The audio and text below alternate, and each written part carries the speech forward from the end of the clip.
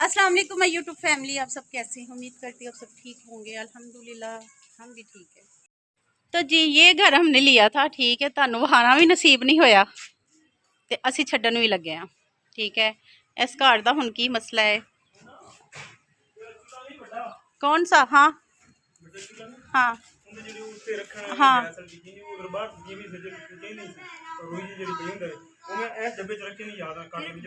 ਉਹ ਛਾਪੜ ਚ ਪਈਆਂ ਸਨ, ਬਾਹਰ ਕਿੱਥੇ ਪਈਆਂ ਸਨ? ਛਾਪੜ ਬਾਲਕਨੀ में थी।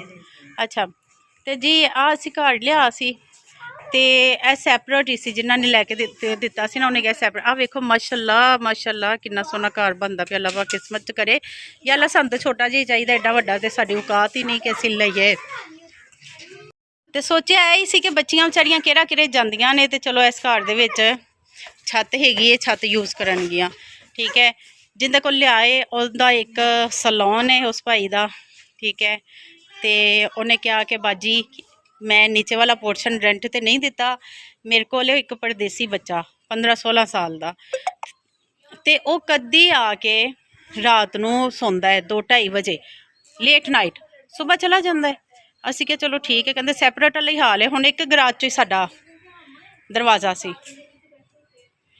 अच्छा असी हुण घर ले लिया, रात शिफ्टिंग की 2-3 बजे सानू आवाज़ा आईयां, तो मैं सीढ़ियां च मैं क्या देखा तो सही, जे बच्चा एक वे तो आवाज़ा किदियां ने। नीचे मैं जो सीढ़ियां झाती मारी, 4 बंदे बह के शीशा पींदे पे ने। ठीक है, नींदा हराम हो गई, क्या तो नशइयां च असी आ गए हैं। ठीक है, गराज दे विचों सीढ़ियां ने, ना दरवाज़ा ना कुछ, कोई साढ़े लिए सैपरेट नहीं सी घर। फिर असी उस दिन के घर 9 तरीक तो लैके अज 13 तरीक हो गई है, तुहाडे कोल वीडियो पहुँचेगी 14 नूं इंशाअल्लाह ताला। ठीक है, असी इन्ना जलील होए, इन्ना होए। एक घर वेख्या, उनका टोकन किया, वो 15,000 च किया, लेकिन 17 च भाई कहंदा सी। 15 च टोकन लैके फिर वो मुकर गया, कहंदा नहीं 17 च ही देना है। ठीक है, बाद च उहदे नाल थोड़ी मूँह मारी हो गई, घर छड्ड दिता। फिर इधर जवाब दे दिता, इधरों एडवांस भी वापस मिल गया। हुण कहिए हुण जाना कित्थे वे? फिर मैं ते मेरे नाल जेरे मेरे को 2-4 भरा समान चुकन आए सन, सुबह दे बेचारे बैठे, अज संडे सी ना, छुट्टी सी, तो मैं उन्होंने कहा अज शिफ्टिंग करनी है। वो शिफ्टिंग जिधर करनी सी उधर तो हो गई मेरी मूँह मारी। फिर असी निकले गलियां च, ते एक लब्भा सानू घर, तो उनका हुण असी लगे हाँ समान चुकन। सानू तो भाई ने छत पर भेज दिता है, उनके यार दोस्त कोई नाल आए ने, उन्हें कहा कि असी समान चुक लीए, तो भैना तू चल छत ते। ते असी मावां धियां आ गईयां छत ते। दूसरा घर जिहड़ा 16,000 रुपये च लिया है। माशाअल्लाह माशाअल्लाह अल्हम्दुलिल्लाह। अल्लाह तेरा शुक्र, अल्लाह तेरा शुक्र, 1000 बार लखां बार करोड़ां बार तेरा शुक्र कि मेरे वर्गे गुनाहगार नूं अल्लाह ताला ने घर जिहड़ा किस्मत च कीता है, वो मस्जिद नूं सामने में। अल्लाह तेरा शुक्र अल्हम्दुलिल्लाह। ठीक है, मस्जिद है, मस्जिद के सामने वो घर है। तो दुआ करो अल्लाह ताला वो साडे हुण किस्मत च करे। तो उनका थोड़ा करना है अपना एडवांस 2 मंगते पे ने, 2 किराए एडवांस, यानी कि 32,000 रुपये उनका, तो 16,000 रुपये किराया। तो उस तो बाद मैंने तो स्यापा 16 का टेबल भी नहीं आना। 16 32 8,000 रुपये कमीशन, तो 500 रुपये उनका एग्रीमेंट जरा होंदा है। तो इन्ने सारे पैसों का थोड़ा लगे तो है कि अल्लाह करे कोई कुछ ऐस महीने तो कुछ अगले महीने करके तो पूरे कर सकीए। तरला मेहनत उन्होंने किया है, उन्होंने अगों घर वालियां दा कीता है, जेहड़ा घर दा मालिक है डीलर ने किया है।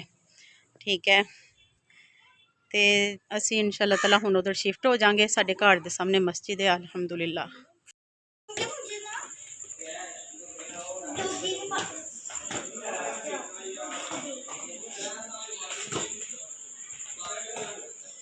अल्लाह अकबर। तो जी काफ़ी समान साडा चला गया है।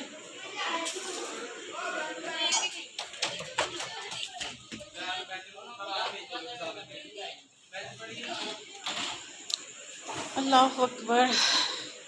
अल्लाह पाक सब किराएदारां नूं अपने घर अता करे। असी तो जलील हो गए कसमें।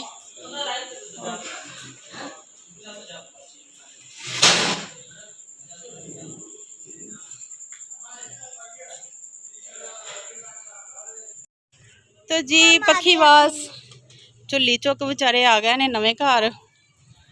ठीक है,